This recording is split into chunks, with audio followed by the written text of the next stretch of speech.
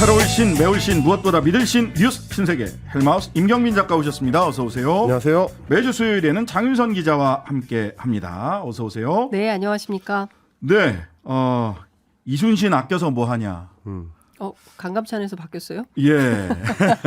오늘 소위 상임 고문들 고문단 회의에서 나왔던 얘기인데 한동훈 추대 사실상 결론 냈고 뭐 내일 본회의 끝나고 나면 한동훈 비대위 출범하는 게 아니냐라고 하는 예측이 언론에서 쏟아지고 있습니다. 그렇습니다. 뭐 내일 본회의를 얘기하는 이유는 이제 내일 본회의에서 내년도 예산안이 이제 통과될 걸로 전망이 되기 때문인데요.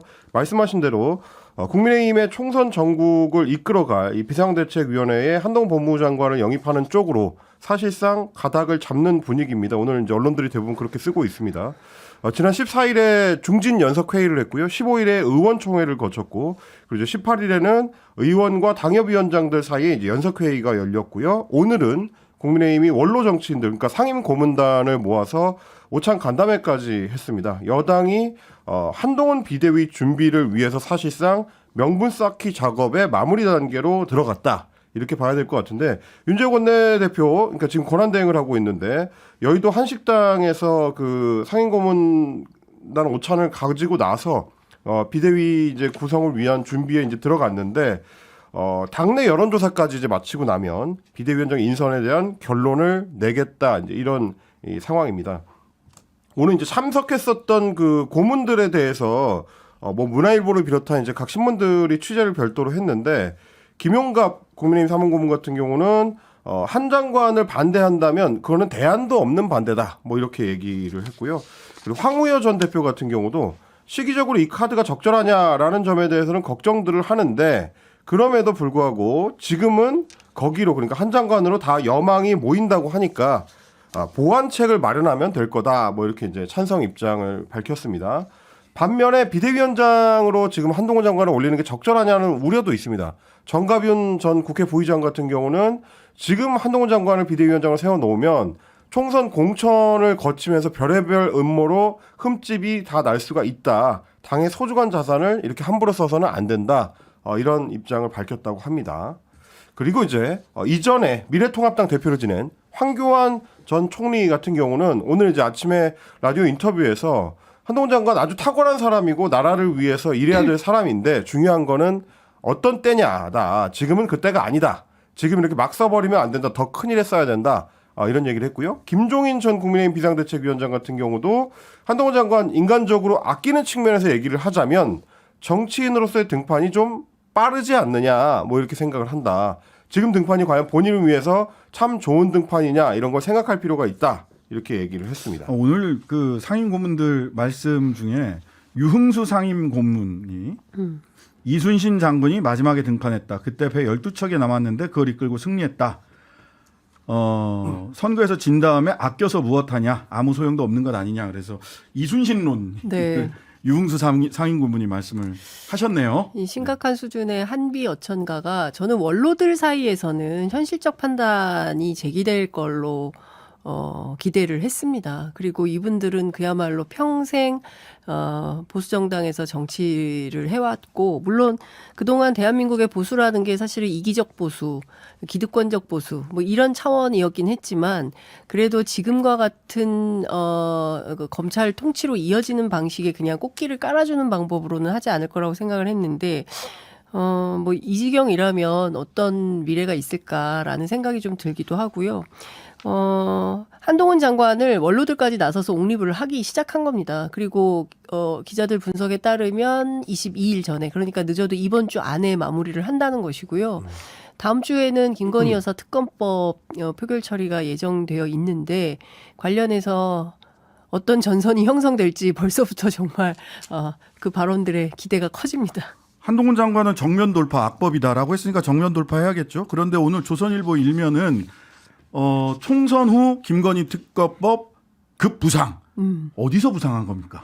그러니까요. 그 출처가 너무나 궁금한데. 그러니까 어디서 이거- 구상한 거야 도대체? 그러니까 좀 연원을 좀 따져볼 필요가 있는데 사실은 만들고 있는 거죠. 그렇게 하라고. 그러니까 총선 후로 미루라라는 어떤 전략적 미션을 주는 것이나 다름이 없다. 저는 이렇게 보여요. 예. 사실 이제 비슷한 얘기들을 뭐 소위 조중동으로 대표되는 이제 보수 언론 매체들이 며칠 전부터 이제 이야기를 띄우고는 있었거든요. 네. 말씀하셨던 총선 이후로 특검법의 시행을 미루자는 뭐 합의를 야당과 할 수 있다거나 혹은 이제 한동훈 장관이 들어서게 되면 용산하고의 소통이 이전에 비해서 더 원활할 거기 때문에 오히려 용산으로부터 이제 일종의 어떤 타협안을 끌어낼 수 있지 않겠느냐. 그래서 김건희 여사가 뭐 국내 활동을 자제한다든지 혹은 이제 서초동의 이제 아크로비스타 사가로 잠시 이제 물러나 있는 등의 어떤 특별한 조치, 혹은 이제 뭐 특별 감찰관을 이제 도입을 해가지고 김건희 여사의 이제 행동 반경을 좁히는 방안들 이런 것들을 양보안으로 제시를 하면서 돌파를 할 수도 있다라는 사실상 이제 희망사항 같은 것들을 보수 언론들이 얘기를 해왔는데 그것도 사실 어제 한동훈 장관의 강경 발언을 통해서 이미 뭐 안 된다는 게 이제 그렇죠. 확인된 상황인데도 네. 불구하고 여전히 포기는 못 하고 있는 것 같은 분위기입니다. 두 가지 질문을 하게 되는데 그러면 이재명 대표 수사는요? 김건희 특검법을 총선 뒤로 미룰 거면 그리고 그것이 한동훈 장관 말에 따르면 선전선동을 위한 시기를 맞춰놓은 악법이다라고 얘기를 했단 말이죠. 네. 그렇다면 지금 선거를 앞두고 벌어지는 야당 당대표를 비롯한 여러 야당 국회의원들 정치인들을 향한 수사는 어떻게 해야 되는 겁니까? 그거는 정당한 법 집행이고 국회에서 특검법 통과하는 거는 이것은 악의적 선전선동을 위한 악법이라고 이야기할 수 있나요? 최소한의 균형은 맞춰야 급부상을 하든 급침몰을 하든 얘기가 맞는 게 아닌가. 뭐 그런 얘기를 당연히 형평성 측면에서 얘기를 할 수밖에 없는 거 아닌가요? 아니 물론 당연히 이제 형평성 차원에서 지적할 수 있는 문제이긴 하지만 소위 내고하는 방식으로 여야 간에 이런 협상을 한다고 한다면 국민들이 가만히 있을까요? 그 말씀이 그러니까 뭐 저는 우선이고요. 예. 그러니까 중요한 포인트는 국민 배제의 정치를 하고 있다는 거예요. 네. 그러니까 국민들이 보기에 한동훈 장관이 오면 물론 그 지지층들 뭐 대구 칠성시장 이런 데 가면 환호 받고 3시간씩 사진 찍어줘야 되고 뭐 이런 인기를 실감할 수 있겠지만 남대문 시장에서도 동대문 시장에서도 똑같은 인기를 누릴 수 있을 것이냐 그거는 아직 퀘스천 마크 아니겠습니까? 네. 그러니까 지지자들을 몰고 다니면서 동원하는 그런 방식의 정치는 지금은 가능할지 모르겠어요. 그러나 여의도 정치판으로 나와서 하나하나 모든 동작이 다 검증의 대상이 될 텐데 그런 상황에서 과연 한동훈 장관이 계속 좋은 점수를 받으면서 나갈 수 있다? 그렇게 보기 어려울 것 같습니다. 네. 내일 특히 이제 보수 정치권 상황을 정확하게 잘 예측하고 컨설팅 많이 해주시는 박성민 민기획대표 저희가 내일 인터뷰하거든요. 딴 데서 보니까 한동훈 장관 지금 등판하는 거 적절치 않다라고 하는 매일 얘기하고 있어요. 말씀하시던데요? 예. 아니 그리고 사실은 자기들 입장에서는 유력한 대선 후보 아닙니까? 보수 입장에서. 예, 보수 입장에서는 그러면 관리 대상이거든요. 네네. 그리고 선수를 내보낼 때 그리고 지킬 때 이런 판단, 전략적 판단이 좀 필요한데 내년 선거 굉장히 어려울 텐데 과연 물론 이제 한동훈 장관 스스로는 앞뒤 재지 않고 용감하게 나서는 게 중요하다 이런 메시지를 내고 있긴 합니다만 과연 승장으로 돌아올 수 있을지 그거는 지금 알 수 없죠. 자, 내일 박성민 대표한테 민기획 대표에게 조금 더 자세하게 여쭤보고요. 오늘 한동훈 장관 국회 출석하면서 제가 마음이 독해졌다 이런 얘기를 했네요.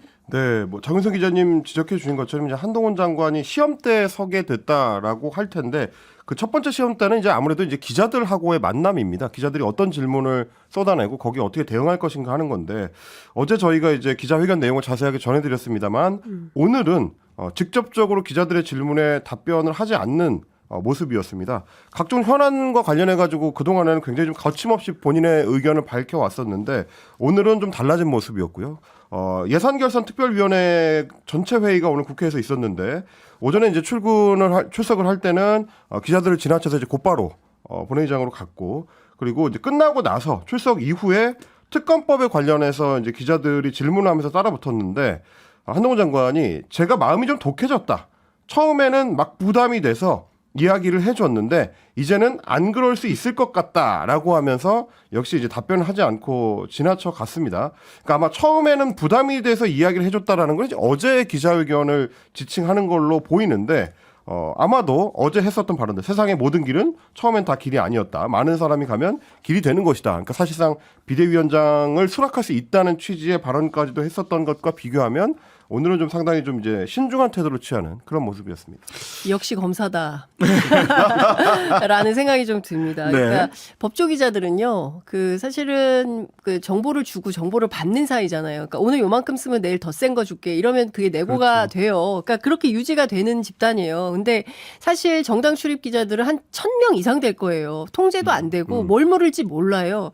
그러니까 답변 안 하겠다는 거거든요. 그러니까 이거 무슨 얘기냐면은 윤석열 대통령이 도어 스태핑 하다가 불리한 이슈 계속 나오니까 입을 닫아버리고 없애버리지 않습니까? 그리고 담을 쳐버렸어요. 네. 근데 기자들하고 담치면 어떻게 되냐면요. 지지율이 계속 떨어집니다. 그러니까 지금은 칼집 안에 넣어둔 칼, 긁지 않은 복권 이렇기 때문에 한동훈 장관에 대한 어떤 신비주의 같은 게 작동할 수 있을지는 모르겠지만 여의도는 그냥 시장판이에요.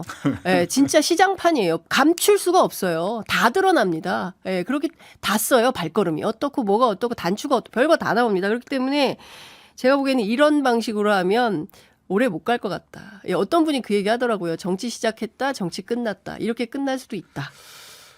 처음에는 막 부담이 되어서 이야기해 줬는데 저는 이게 검사 시절 어법이구나. 그렇죠. 예. 이야기를 해준다 기자들에게 내가 부담이 있지만 이야기 해줬는데 앞으로는 좀 마음 독하게 먹고 이야기 안 해줄게. 제가 한 가지만 덧붙이겠습니다. 한동훈 장관께 꼭 드리고 싶은 말씀인데요. 기자는 국민을 대변하에서 맞아요. 질문하는 게 직업인 사람들입니다. 그러니까 그 앞에 있는 사람들은 기자들이지만 기자들이 던지는 질문은 국민이 묻고 있는 것입니다. 그렇기 때문에 내가 해줄게 말게 할 게 아니라 공직자로서 답변할 의무가 있는 거예요. 이걸 회피하면 안 됩니다. 뭐 국회의원이 언제 사임하시나요? 하니까 위원님만 위원님 개인 그러니까 관심 김용배 의원이 물어봤던 김용배 의원에게 예, 오늘 만났는데 네. 상당히 좀 기분이 그랬다. 도저히 하시더라고요. 좋을래야 좋을 수 없는 그렇죠. 답변이네요. 예. 무시하는 거죠. 예. 네. 자, 넣어두세요 질문 뭐 이런 건데. 자, 오늘 이재명 대표와 김부겸 전 총리 비공개 오찬 회동했습니다. 그렇습니다. 서울 중구에 있는 한 식당에서 오찬 회동을 가졌는데요. 별도 배석자 없이 독대하는 형식으로 이제 1시간 30분 정도 진행이 됐습니다. 지난 18일에 저희도 소개를 해드렸습니다만은 김대중 전 대통령 관련한 다큐멘터리 기리의 김도중 시사회장에서 이제 만난 지 이틀 만에 다시 오늘 만났습니다. 김 전 총리 같은 경우는 이낙연 전 민주당 대표하고 물밑 대화를 나누거나 뭐 이런 어떤 통합 행보를 걸어야 된다 이런 조언을 했고요. 이 대표도 여기에 이제 공감하는 방식으로 이제 화답을 했습니다. 그리고 이제 김 전 총리 같은 경우는 회동이 끝나고 나서 기자들하고 별도로 만나가지고 뭐 여러 이야기를 했는데 이재명 대표가 이낙연 전 대표하고 물밑 대화를 해가지고 이 전 대표의 처지를 좀 정확히 판단할 필요가 있다 이런 조언을 했다고 하고 총선은 통합과 안정, 혁신이 어우러져야 총선에서 좋은 결과가 온다고 이런 조언을 했다. 그리고 이제 선거제도 문제와 관련해서도 현재 연동형 비례대표제는 다양성과 비례성을 확보하기 위한 방안인데 기본적 취지는 지켜지는 게 좋겠다. 범민주 진보 진영의 대표로서 이 대표가 할 일이 많다. 뭐 이런 당부를 했다고 합니다. 여기에 대해서 이재명 대표는 당의 단합과 총선을 위해서 산이든 물이든 건너지 못할 게 없다. 작은 차이를 넘어서 큰 길로 함께 가겠다는 입장을 말했다라는 걸 권칠승 대변인이 대신 전했는데 이건 이제 아무래도 김 전 총리의 어떤 조언에 비하면 이재명 대표의 답변은 다소 좀 이제 뭉뚱그린 좀 포괄적인 답변이어서 구체적인 방안에 대해서는 아직까지는 나오지 않은 것 같고요. 그런 걸 의식했는지 이낙연 전 대표가 곧바로 본인의 입장을 별도로 냈습니다. 기자들한테 이제 문자 메시지를 보냈는데 이렇게 적었습니다. 발표된 내용만으로 보면 당이 변화할 것인지의 진전이 전혀 없어 보인다. 실망스럽다. 나로서는 해오던 일을 계속할 것이다. 다만 민주당에 연말까지 시간을 주겠다는 나의 말은 아직 유효하다. 이런 이제 반응을 내놨습니다. 그 해석 좀 해주세요, 장 기자님. 일단 뭐 좀 갈래갈래 좀 끊어 읽기를 좀 해야 될 것 같습니다. 네. 영어 원문처럼. 근데 일단은 이런 것 같아요. 뭐 후순위부터 얘기하면 이낙연 전 대표가 바라는 것은 이재명 대표 사퇴고 통합비대위인 것 같거든요. 근데 네. 이재명 대표는 그럴 생각이 1도 없다.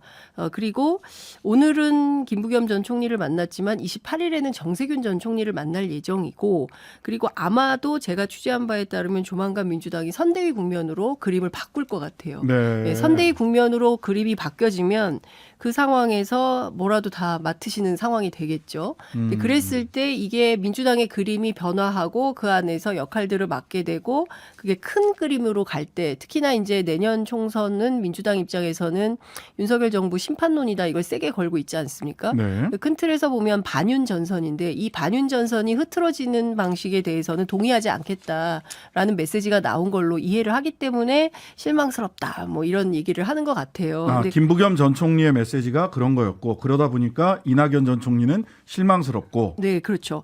그리고 특히나 김부겸 전 총리 같은 경우에는 80년 서울의 봄, 그다음에 서울역 회군 이런 역사를 잘 기억하고 있고 당시의 군인들의 통치가 얼마나 잘못됐던 건지 그리고 이어지는 지금의 검찰 통치에 대해서 문제의식이 있다고 판단하고 네. 그렇기 때문에 지금 상황에서는 이재명 대표가 범민주, 범진보 진영의 대표로서 큰 역할, 큰 그림을 좀 해줘야 될 때다라는 당부 이런 것들이 이어진 걸로 보입니다. 저도 그게 거기에 밑줄이 딱 쳐지더라고요. 네. 범민주 진보 진영 대표로서 이 대표가 할 일이 많다. 그렇습니다. 예, 민주당뿐만 아니라 소위 지금 김부겸 전 총리가 이야기하는 내년 총선에서 소위 그렇죠. 윤석열 심판론 전체 전선을 그렇죠. 이끌어가야 된다. 예. 그냥 단순히 민주당 대표가 맞습니다. 아니다. 네. 그 역할에 그렇죠. 제한돼서는 안 된다라는 그렇습니다. 얘기로 들려요. 그러니까 지금 민주당 안에서 어떤 얘기가 나오냐면 통합비대위가 문제가 아니다. 그러니까 이재명 대표가 민주당의 선거를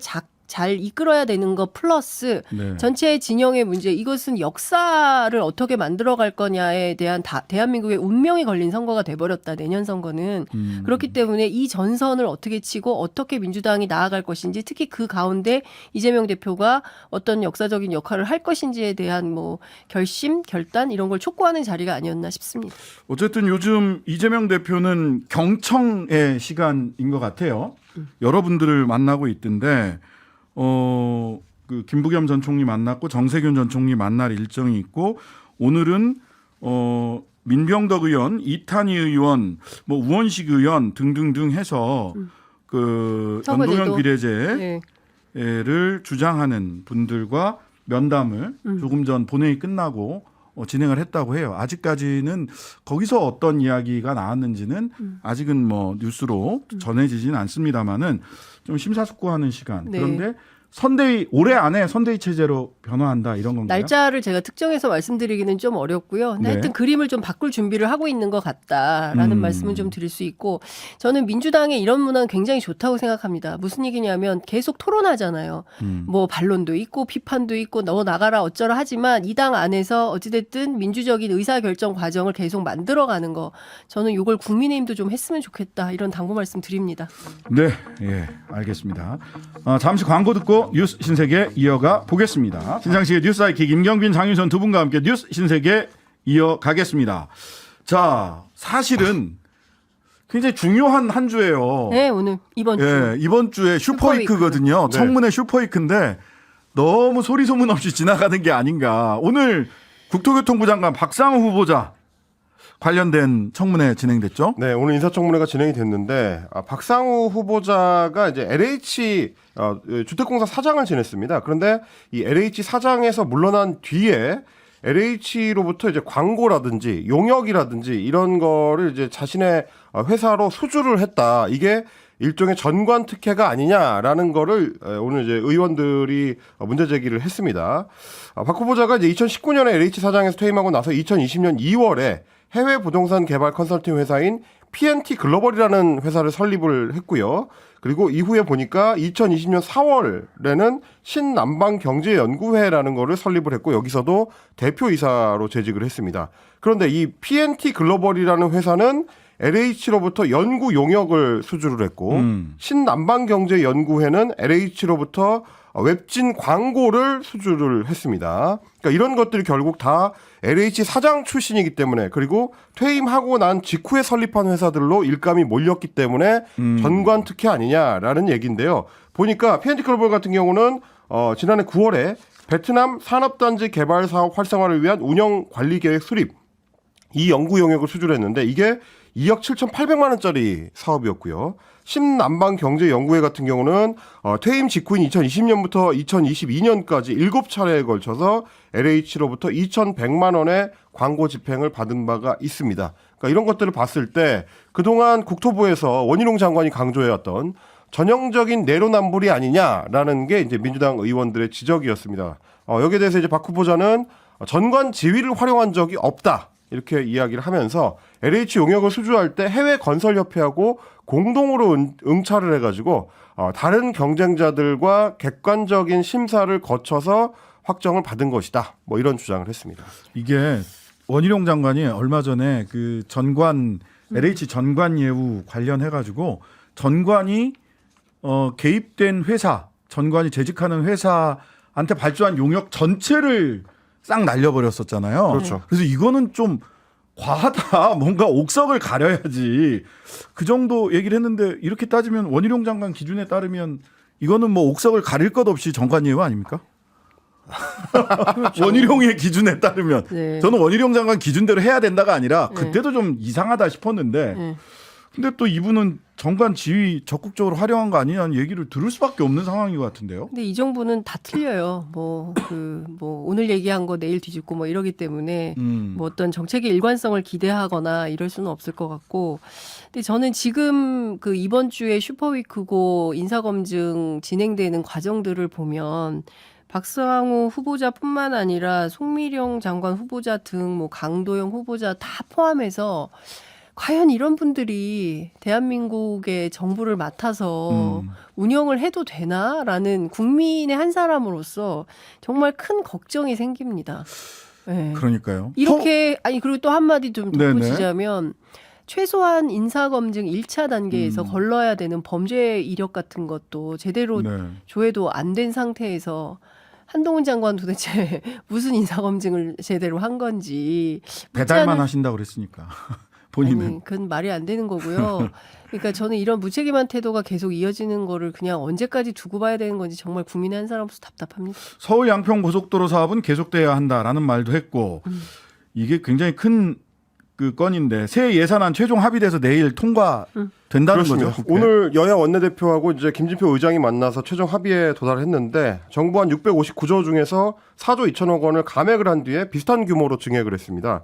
여야의 이견이 컸었던 소위 R&D 예산, 연구개발 예산은 6천억 원을 증액하기로 했고요. 새만금 관련 예산도 3천억 원 증액하기로 했고 지역사랑 상품권의 발행 예산 이것도 논란이 많았는데 3천억 원을 반영하기로 했습니다. 그러니까 전체적으로 늘리긴 늘리되 민주당이 요구한 만큼은 늘리지는 않는 정도에서 타협이 이루어졌습니다. 네, 뉴스 신세계 지금까지 헬마우스 임경빈 작가, 장윤성 기자 두 분과 함께했습니다. 감사합니다. 고맙습니다. 네, 감사합니다. 하루 종일 기다려지는 진짜 시사. 평일 저녁 6시 5분 신장식의 뉴스 하이킥.